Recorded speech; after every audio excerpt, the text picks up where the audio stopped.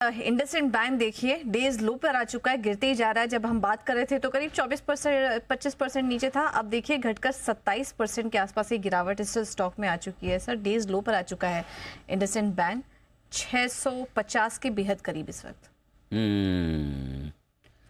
650 और गिरते जा रहा है। माय गुडनेस, गजब ही एक्शन हो रहा है। तो पूजा, दो तीन चीज़ें हैं इंडसइंड बैंक को लेकर। एक्सीडेंट तो बड़ा हुआ है, लेकिन चोट उससे कहीं ज़्यादा बड़ी है इंडसइंड बैंक में। मतलब नुकसान 1500 से 2100 करोड़ के बीच में कुछ भी होगा, लेकिन जो आज मार्केट कैप और इज्जत निकली है इस बैंक की, वो नुकसान बहुत बड़ा है। मार्केट कैप भी गया, इज्जत भी गई, दोनों चीज़ें गई।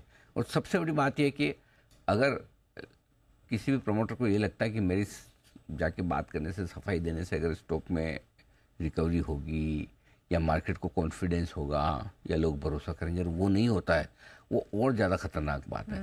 तो प्रोमोटर की सफाई के बावजूद बिल्कुल कहीं भी दूर दूर तक शेयरों में रिकवरी, उल्टा और गिर ही रहा है, उल्टा गिर रहा है, ये हाल है। और ये ज़्यादा चिंता की बात है किसी भी इन्वेस्टर के लिए, मार्केट के लिए, और इवन बैंक के लिए, और बैंक के मैनेजमेंट और प्रोमोटर के लिए।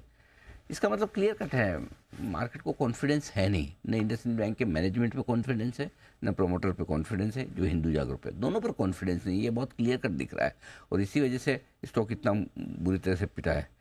दूसरी बात है कि 25, 26, 27, 28% घटने के बावजूद कोई इसको खरीदना नहीं चाहता। इस भाव पे भी, इस भाव पे भी किसी को नहीं ले रहा है। सबसे बड़ी दिक्कत ये, और ये निफ्टी का स्टॉक है, ये कोई छोटा मोटा स्टॉक नहीं है कि जो निफ्टी का मतलब बड़ी गिरावट है ये निफ्टी के स्टॉक होने के हिसाब से। अब इस स्टॉक में समस्या बड़ी है। रिटेल इन्वेस्टर्स तो हमेशा इस तरह के स्टॉक कभी भी घटते हैं, ऊपर से 50%, 45% नीचे आ जाए तो लगता ही है कि इतने घट गए। लेकिन इस बार समस्या दूसरी है। इस बार इसमें न सिर्फ रिटेल बल्कि फंड्स बुरी तरह से फंसे हैं, क्योंकि निफ्टी का स्टॉक आमतौर पर आप वैल्यूएशन देखकर लेना चाहेंगे।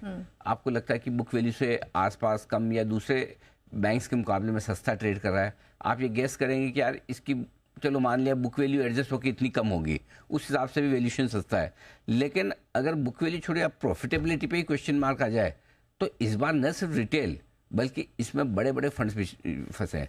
दूसरी बात ये, वो फंड्स फंस गए जो पैसिव इन्वेस्टर इंडेक्स को ट्रैक करते हैं। अगर ये इंडेक्स का हिस्सा है तो नेचुरली इंडेक्स के हिसाब से आपको प्रोपोर्शनेटली जो इसका इंडेक्स में वजन है उतना आपको खरीदना ही पड़ता है। तो चलो वो दूसरे फंड है। सो आई थिंक इस बार दोनों ही, रिटेल के साथ जितने रिटेल फंसा है उतना ही या उससे ज़्यादा आपका ये भी फंसा है, फंड मेजर भी। तो ये स्टॉक आज बहुत ही खतरनाक मार पड़ी है, मतलब बुरा हाल है एकदम। ये मेरे ख्याल से स्टॉक का मुझे नहीं पता, एक बार देखना पड़ेगा हाई क्या। 3 अगस्त 2018 में 2038 का हाई था। आशीष हमारे साथ, आशीष चेक करेंगे। 2038 का हाई बनाया था इंडसइंड बैंक ने 3 अगस्त 2018 को।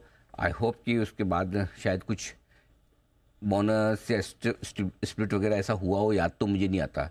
तो 2000 के हाई से 600 650 रह गया, देख लीजिए आप, यह हालत है।